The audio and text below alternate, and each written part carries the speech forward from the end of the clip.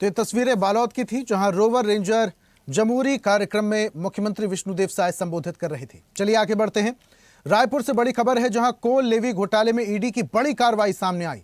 सौम्या चौरसिया, निखिल चंद्राकर से जुड़ी 8 संपत्तियों को कुर्क किया गया है। 2 करोड़ 66 लाख रुपए की जमीन और फ्लैट अटैच किए गए।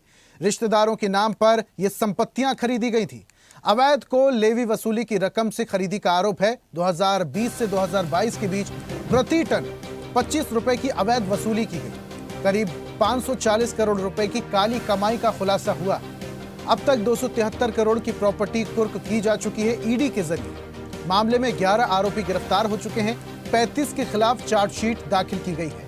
ईडी की जांच जारी है। आगे और भी कार्रवाई के संकेत है, लेकिन करोड़ों की संपत्ति फिलहाल कुर्क की गई और यह संपत्ति काली कमाई से बनाई गई थी। सौम्या चौरसिया और निखिल चंद्राकर, ये वो लोग हैं जो काली कमाई के मास्टरमाइंड थे। अब तक 273 करोड़ की प्रॉपर्टी कुर्क की जा चुकी है।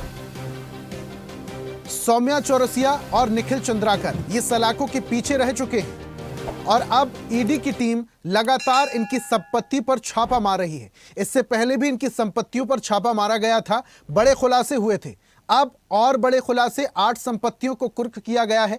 जानकारी के अनुसार 2 करोड़ 66 लाख रुपए की जमीन को कुर्क किया गया है।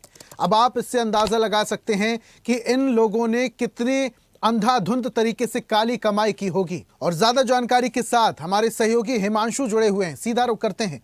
हिमांशु, इससे पहले भी सौम्या चौरसिया और निखिल चंद्राकर की काली कमाई के खुलासे बड़े बड़े हो चुके हैं। एक बार फिर से बड़ा खुलासा हुआ, करोड़ों रुपए की संपत्ति को कुर्क किया गया।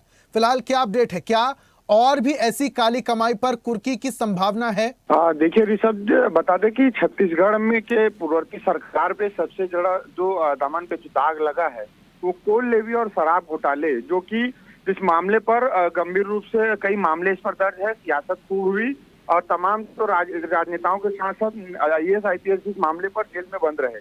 और जिस तरह से संपत्ति कुर्की की मैं बात करूं तो 2 करोड़ 66 लाख रुपए की हाल ही में जो संपत्ति है, जिसमें जमीन और फ्लैट को अटैच करके ईडी ने एक बड़ी कार्रवाई की है। और बताया जा रहा है कि रिश्तेदारों के नाम पर जो सौम्या चौरसिया, निखिल चंद्राकर कोल घोटाले के मास्टरमाइंड माना जाता है। इनके द्वारा तमाम जिस तरह से संपत्ति जो अवैध धन से उगाही करके अर्जित की गई थी, इस संपत्ति के साथ साथ जिस तरह से 20 और 22 के बीच जो प्रति टन 25 रुपए अवैध वसूली जिस तरह से किया जाता था, करीब 540 करोड़ की काली कमाई का पूरा खुलासा इस पूरे जांच में हुआ है।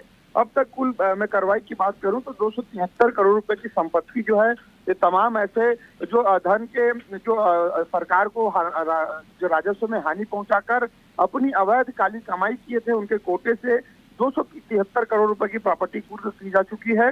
ईडी पूरे मामले में 11 आरोपी को गिरफ्तार कर कुछ इस पर जेल पे है तो कुछ बेल पर है। उसके साथ साथ 35 के खिलाफ चार्जशीट ईडी आगे की जांच इस पर जारी है।